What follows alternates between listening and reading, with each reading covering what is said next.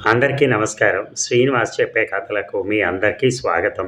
ఇప్పుడు మనం వినబోయే కథ రాజా రామ్మోహన్ రావు గారు రచించినటువంటి 'పిచ్చి ప్రకాశం' అనే కథ విందాం. ఎక్కువ మంది అతన్ని పిచ్చి ప్రకాశం అనే అంటారు. నిజానికి ప్రకాశానికి ఏ పిచ్చి లేదు. కానీ ఓ రకం పిచ్చి ధోరణి ఉంది. ప్రకాశానికి పెళ్ళై చాలా దశాబ్దాలైంది. అతని భార్య పంకజం ఆ ధోరణికి పూర్తిగా విసిగిపోయింది. అయినా ఎలాగో అలా సంసారం నెట్టుకొస్తోంది. పెళ్ళైనప్పుడు ఓ కొట్లో పనిచేసేవాడు ప్రకాశం. ఉండి ఉండి అకస్మాత్తుగా మానేశాడు. ఎందుకలా అని అడిగితే ఊరికే మానేశా అనేవాడు. ఆ తర్వాత రకరకాల పనులు తప్ప ఇంకా మరే ఉద్యోగం చేయలేదు. పంకజం ఓ గవర్నమెంట్ ఆఫీస్లో అటెండరు. ఆ నెలవారీ సంపాదనే ఆ సంసారానికి రక్ష. అదృష్టవశాత్తు పిల్లలు లేరు. ఉద్యోగం చేయకుండా ప్రకాశం పెట్టుకున్న వ్యాపకాల్లో ఒకటి ఇంట్లో ట్యూషన్లు చెప్పటం. పెద్ద క్లాసుల వాళ్ళైతే ఎక్కువ శ్రమని 5, 6, 7 తరగతి ట్యూషన్లని బోర్డు పెట్టాడు. ఓ 15 మంది దాకా చేరారు. ఏదైనా ఒక విషయం ఉంటే అది నిభాయించక మరో విషయంలోకి, దాంట్లోంచి మరో విషయంలోకి గెంతేయటం ప్రకాశానికి అలవాటు. ట్యూషన్ల విషయంలోనూ అదే చేశాడు. ఓ రోజు పాఠం అరటి తోటలు పెంపకం. అసలు అరటి తోటలు పెంచడం ఎందుకో తెలుసా అని ఆరంభించాడు. అది వ్యాపార పంటండి అన్నాడో కుర్రాడు. అది అలా ఉంచు. అరటి ఆరోగ్యం, అరటిపండి రుచే వేరు. మనకు మామూలుగా దొరికే దేశవాళీ చిన్న అరటిపళ్ళని చిన్న చూపు చూస్తాం. అవే కర్పూర చక్కెరకేళి. అవి ఎంత రుచి! వాటికన్నా చక్కెరకేళి మన గొప్ప. వాటి రుచి అద్భుతమే. గమ్మత్తు చెప్పనా ఒకటి? ఆ పండు కన్నా దాని తొక్క మరీ రుచి. పళ్ళతో పీక్కు తింటే ఉంటుంది అని లొట్టలేసి మరీ చూపించాడు ప్రకాశం. ఇవేవి ఆ పాఠంలో లేవండి, పాఠం చెప్పండి అంది ఓ అమ్మాయి. పాఠానికి ఏం కంగారు, పిల్లలకి లౌకిక జ్ఞానం ముఖ్యం, అందులో రుచిగా తినటం ముఖ్యం.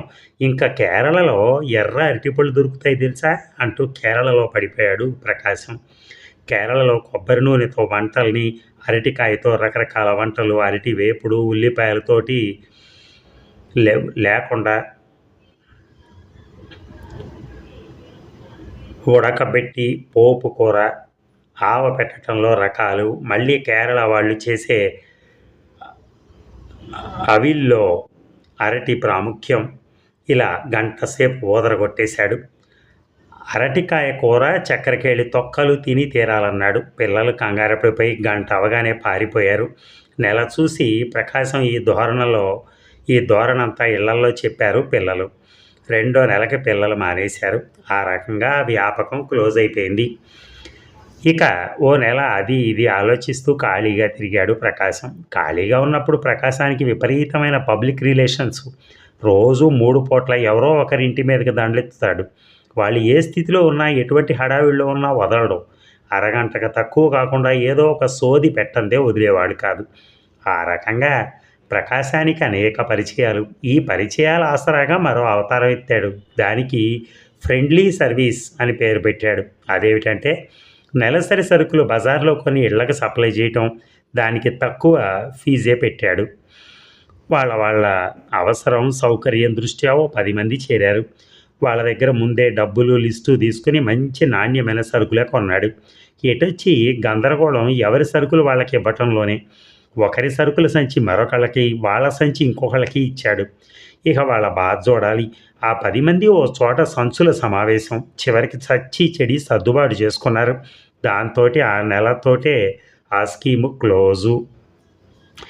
అన్నీ ఇలాంటి పనులే. దీంతో పిచ్చి ప్రకాశం అన్న పేరు మరింత స్థిరపడిపోయింది. తిరిగే కాలు, తిట్టే నీరు, నోరు ఊరికే ఉండదని. ప్రకాశం ఊరికే ఉండేవాడు కాదు. ఎవరో ఒకళ్ళని పట్టుకుని ఏదో థియరీ చెప్పి ఉపన్యాసాలు దంచడం. మీకు తెలుసా, ఒక గొప్ప ప్రమాద దశలో ఉన్నాం మనం.